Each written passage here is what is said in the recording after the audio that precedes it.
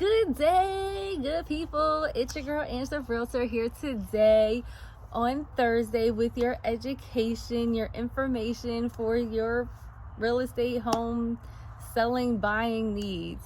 So today I want to talk to you guys about home repairs, budgeting for home repairs.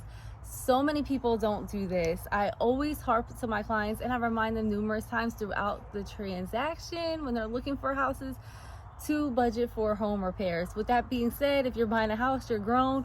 I can't tell you what to buy and what not to buy. I'll give you my educated advice, my professional opinion, and it's up to you. You're grown. I can't control what you decide to do. So anywho, a lot of people that buy come from a rental property where their landlord handles all the maintenance. And then some people, say you went from a house that was either newly completely updated or a new construction home to an older home that might have an older roof or older heating system and such like that. So with that being said, you really want to take into consideration repairs. When you're renting, your landlord handles the repairs. Unless they're your fault, then you usually pay for them. But most of the time, if something breaks, your heater breaks, the roof starts leaking, needs to be replaced, hot water heater goes, blah, blah, blah, blah, blah, blah, blah, blah, your landlord is fixing that for you. When it's your house, it's your responsibility. So for the sake of numbers today, I'm just going to give you rough estimates. So let's say like a roof on a house, depending on the shingles, it could last somewhere about 20 to 30 plus years. Oftentimes I have seen roofs last longer than that, but it also depends on, the weather and stuff like that, the wear and tear that the roof is getting. Your heating systems can last anywhere about 5 to 10 or more years. I've seen some of those old heating systems that are like 100 years old. Like, how is that thing still kicking? Some of those old houses in Wilmington, right? So yeah, you will have refrigerators, hot water heaters. Hot water heater is about 5 to 10 years. They can last longer. Again, newer systems tend to last a little bit less than the older systems did. So take that into consideration also. So with that being said, I'm going to run out some numbers for you. So a lot of people when they buy, when they're going from renting to buying a home, they usually buy up. So they usually go from like a 2-3 bedroom apartment to like a 3-4 bedroom house with more square footage, garage, blah, blah, blah, like just a bigger house overall.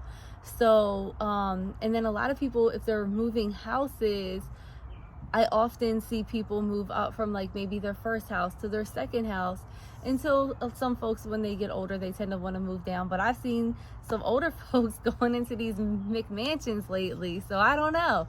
But anywho, take into consideration when you're buying up as well, if your rent or your mortgage was once $1,400 a month, if you're going in the Delaware area, if you're going into like a 4-bedroom, 2.5 bath house, about 2,700 square feet, you could get something like that for around $400,000 depending on the neighborhood. So $400,000 mortgage is going to put you somewhere around $2,500 to $2,600 a month. Shout out to Joseph Craig with Meridian Bank for giving us that information. Reach out to Joe for all of your home lending needs.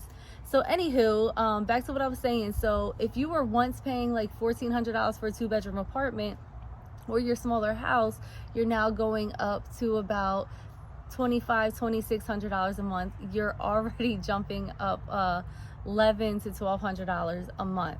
So also take into consideration, again, you still need to budget for your home repairs. That's your max budget. You might want to consider looking at something a little bit cheaper so that you will have a cheaper mortgage payment so you can budget for home repairs. They're going to happen at some point.